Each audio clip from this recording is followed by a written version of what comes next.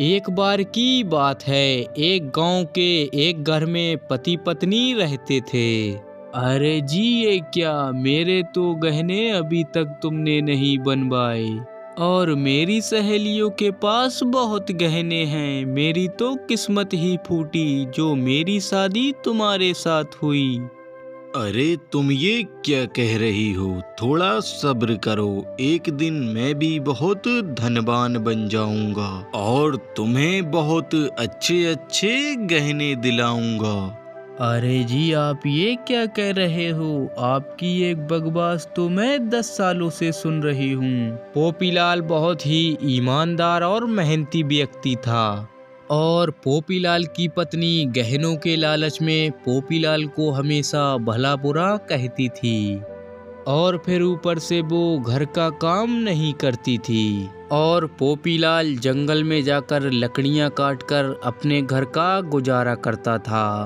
अरे क्या सुनती हो? मैंने खाना बना दिया है और तुम उठकर खाना खा लेना। मैं जंगल जा रहा हूँ लकड़ियाँ काटने के लिए। हाँ हाँ ठीक है, तुम जाओ, मैं खाना खा लूंगी। और फिर पोपीलाल जंगल में लकड़ियां काटने के लिए निकल जाता है और फिर वो दिन भर मेहनत करके कुछ लकड़ियों को काट लेता है और वो शाम को लकड़ियां ले जाकर बेच देता था। अब मेरे पास काफी पैसे हो गए हैं जिससे मैं एक गधा खरीद सकता हूँ। मैं एक गधा खरीद लेता हूँ और जंगल में जाकर ज्यादा लकड़ियाँ काटूंगा और उन लकड़ियों को गधे पर लाद कर बेचने के लिए ले जाया करूँगा। पोपीलाल ये सोचते हुए गधा खरीदने के लिए चल देता है। पोपीलाल एक गधा खरीद लेता है और उसे अपने साथ अपने घर ले आता है। अरे क्या सुनती हो? अरे जल्दी बाहर आओ, देखो मैं क्या लाया हूँ। बता तो ऐसे रहे हो जैसे कितना खजाना लेकर आए हो। पोपीलाल की पत्नी बाहर आकर देखती है उसके साथ गधा है तो वो बहुत गुस्सा हो जाती है। अरे ये क्या, इससे बढ़िया तुम मुझे गहने खरीद देते, पूरे पैसे ही बर्बाद कर दिए। तुम्हें किसने बोला था गधा खरीदने के लिए? अरे मैंने ये गधा इसलिए खरीदा है कि मैं ज्यादा से ज्यादा लकड़ियां काट कर इस पर लाद सकूं और उन्हें बेचकर मुझे ज्यादा से ज्यादा मुनाफा हो सके। तुम कभी भी मेरे काम से खुश नहीं होती हो, उल्टा तुम मुझे ही उल्टी सीधी बातें सुनाने लगती हो। मैं कुछ नहीं जानती, अभी के अभी इस गधे को वापस करके आओ। इस घर में या ये गधा रहेगा या फिर मैं रहूंगी। अरे ऐसा क्यों कहती हो? अरे अब रात होने वाली है, लेकिन तुम्हारी खुशी के लिए मैं इस गधे को कल सुबह वापस कराऊंगा। और कुछ ही देर में रात हो जाती है। पोपीलाल उस गधे को अपने घर के बाहर बांध देता है और पोपीलाल भी गधे से थोड़ा दूर बाहर ही बैठ जाता है और पोपीलाल थोड़ी देर में वहीं पर सो जाता है। और इधर पोपीलाल के गधे को एक सांप आकर ढस लेता है और वो सुबह उठकर देखता है उसका गधा मर चुका था। अरे ये क्या, ये मेरे साथ इतना बड़ा अन्याय क्यों हुआ?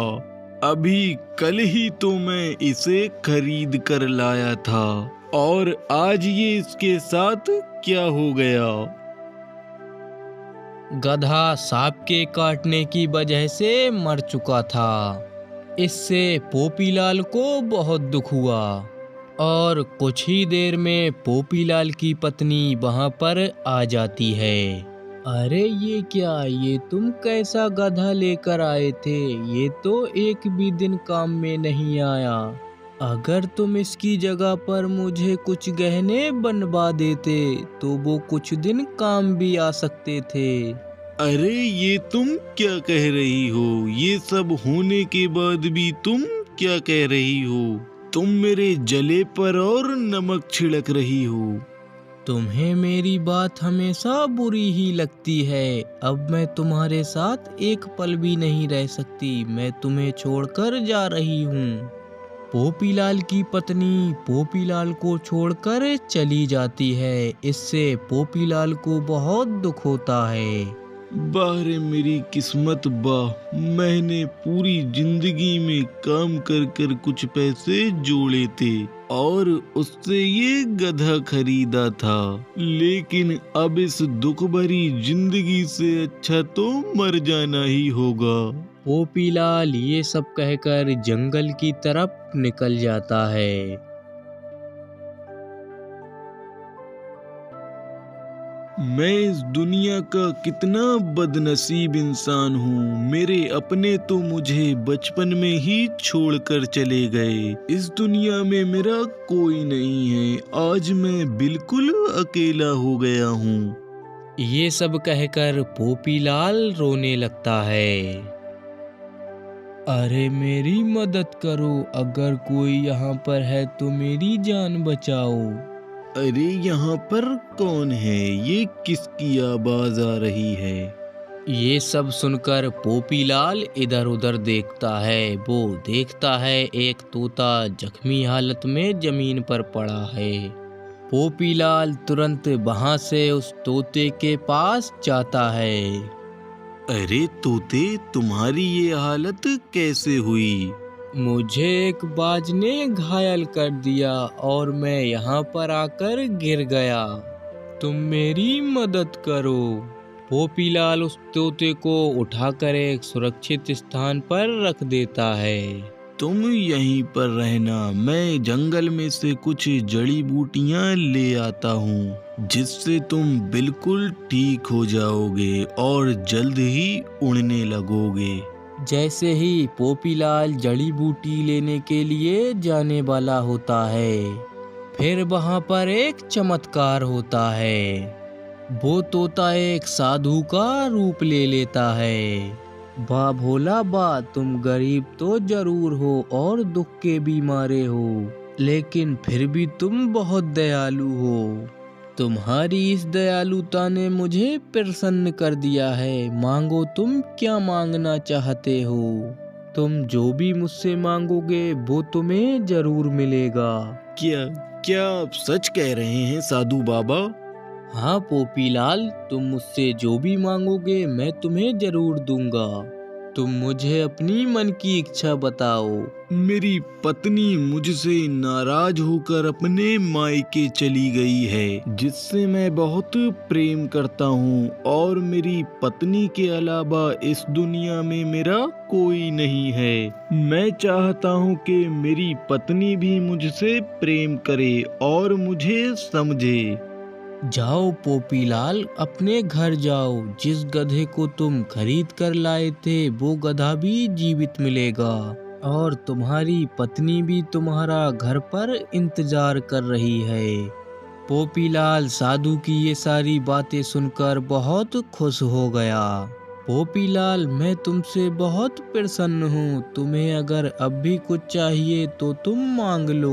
नहीं साधु बाबा, मुझे अब कुछ नहीं चाहिए। आपने मुझे सब कुछ तो दे दिया, अब मैं क्या मांगूं? साधु बाबा को पता था पोपीलाल बहुत ही सीधा और भोला व्यक्ति था। पोपीलाल, मैं जानता हूँ तुम मेहनती व्यक्ति हो और तुम अपनी मेहनत पे ही भरोसा रखते हो, तो मैं तुम्हारी मेहनत को और भी आसान कर देता हूँ। ये लो, ये एक जादुई घड़ा है। इससे तुम्हें जो चाहिए वो मिलेगा। इससे तुम्हें आटा, चावल, गेहूं और बहुत सारी चीजें मिलेंगी। इन सारी चीजों को बेचकर तुम्हारे पास काफी पैसे हो जाएंगे और तुम्हारा जीवन सुख से बीतेगा। ये सारी बातें कहकर साधु बाबा वहां से गायब हो जाते हैं और पोपीलाल वो घड़ा लेकर अपने घर वापस आ जाता है। और वो घर जाकर देखता है उसका गधा घर के बाहर जीवित खड़ा था और वहीं पर उसकी पत्नी घर के बाहर खड़े होकर उसका बेसब्री से इंतजार कर रही थी। पोपीलाल अब बहुत खुश था क्योंकि उसे प्रेम करने वाली एक जीवन साथी के रूप में अपनी पत्नी वापस मिल चुकी थी। अरे जी मुझे माफ कर दो, मैंने हमेशा आपसे उल्टी सीधी बातें की और आपको हमेशा मैंने बुरा भला कहा।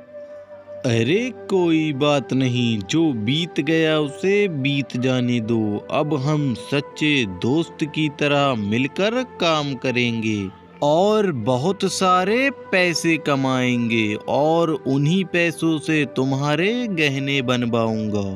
अरे ये आप क्या कह रहे हैं, मुझे कुछ भी नहीं चाहिए, आप खुश रहो। पोपीलाल की पत्नी का स्वभाव पूरी तरह से बदल चुका था। पोपीलाल अपनी सारी बात साधु बाबा वाली अपनी पत्नी को बता देता है और वो दोनों पति पत्नी मिलकर मेहनत करने लगे और उन दोनों का जीवन हंसी खुशी बीतने लगा।